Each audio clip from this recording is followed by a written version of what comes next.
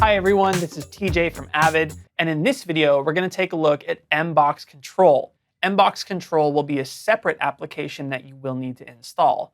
Once you have it installed and the MBOX Studio connected to your computer, press the MBOX button on the interface, and that will open the application on your computer. There are several sections to the MBOX Control software. The top row is the toolbar. This is where you have access to the interface preferences, signal flow diagram, software access to the tuner and loopback functions, user action buttons, external switch and expression pedal assignments, setting the internal mixer modes, and access to presets for your system. The presets allow you to set up and recall different mixer settings with effects, levels, and routing. Pressing the presets button brings up the presets window. That will give you access to user, factory, and favorite presets. To the right of the window, you have buttons to load, overwrite, save as new, delete, rename, or add to favorites. Load will open the currently selected preset and overwrite all the current settings. Overwrite will replace the data in the selected preset with the current settings. Save as new will let you save the current settings as a new user file. Delete will delete the currently selected preset file. Rename lets you change the name of the currently selected preset file. And add to favorites lets you take a user or factory preset and add it to your favorites list. The mix mode button lets you change mixing modes and monitor preferences of the software. Standard mix mode is on by default. This mode gives you a separate mix for each hardware monitor output. Advanced mix mode gives you access to a hidden mixer control to affect common input controls when no monitor output is selected. The Group All Monitor Mixes mode sends one mix to all the monitor outputs, and Mirror Main to SPDIF mode takes the main output and duplicates it on the SPDIF output. The 4 user action buttons let you make custom assignment to the corresponding switches on the MBOX Studio front panel. These can be any of several internal actions, such as bringing up the preferences, turning on and off parameters of a selected internal mixer channel, and even access to menus and functions within other preference windows. The buttons are also dual action, in that one action can be invoked with a single short press, and another can be set to trigger with a longer press. Each switch can also have its own custom color. Next are the assignments to the external switch jacks on the rear of the interface. Either of these can be set to work with an expression pedal, on-off, or momentary switch. These can control anything from MIDI plugin parameters to internal actions of the interface itself.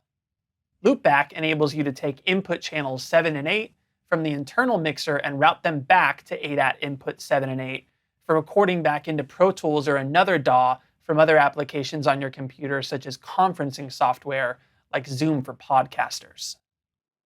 The Tune button brings up the MBOX Studio tuner right from within the MBOX Control software. Current clock source and sample rate are displayed in this area, as well as access to a signal flow chart from the question mark button. And the gear icon brings up the preferences for the software and hardware. Here you can set the clock source and sample rate of MBOX Studio, format setting for the optical I/O, pre or post metering of the software mixer, meter ballistic preferences, monitor and headphone preferences, high Z and ground lift selection for the reamp output and effect sends, and hardware light and meter preferences. Below the toolbar are the internal mixer sections. These consist of the hardware input mixer controls, the software input mixer controls, and the hardware output controls. The hardware input mixer consists of mixer channels for all the MBOX Studio hardware inputs. These include the analog inputs and effects returns, Bluetooth, SPDIF, and ADAT digital inputs. Each has an output level control, solo and mute, as well as pan controls.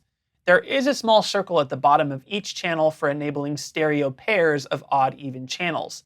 Option on Mac or Alt on Windows, clicking a parameter will set it back to its default value. And if you double-click on a channel, you can switch between normal and compact views. Each input channel can also access more controls via the channel focus on the left of the mixer. Here you have access to an analog channel's input selection, phantom power, variable Z, pad, high-pass filter, soft limiting, and phase. Soft limiting, in particular, is a great little feature for analog inputs because it rounds off all those spiky transients when it's enabled. You also have access to enabling a 4-band EQ in this section that can be used for input monitoring or enabled to record to your DAW. There's also a send for the built-in delay and reverb to monitor high-quality effects with the low-latency monitor mixer. Click on the Avid Effects tab to access the delay and reverb controls. The software input mixer controls the 8 channels coming from Pro Tools or other applications. These can be set as mono or stereo pairs. Typically, channels 1 and 2 are linked as a stereo pair and are used as the main stereo outputs of Pro Tools and other DAWs. The output mix for each channel is selected by clicking on a hardware output channel at the bottom of the window. The fader caps change color to indicate the selected hardware output being affected, so it's very easy to just select what output you want and quickly set up the mix. That this is for level only. Solo, mute, pan, EQ, and effect sends are global controls to all outputs simultaneously. For example, if you select headphone 1, the faders change to a cyan color, and you can then set up a low latency mix from any of the hardware inputs or software inputs that correspond to the outputs from Pro Tools. If you then select headphone 2, the faders turn a blue color, and a totally different low latency mix can be set for that output. Internal mixes can be set up for any of the hardware output channels, and when you select the Avid Effects tab in the channel focus area, the faders change to a purple color, and now you have access to all the channel sends to these effects.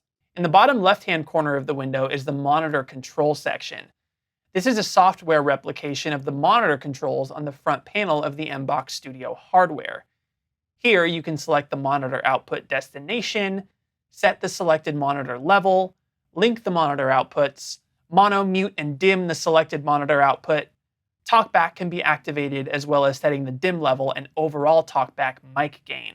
That the talkback level can actually be set independently for each of the hardware outputs within the talkback channel in the hardware input mixer section.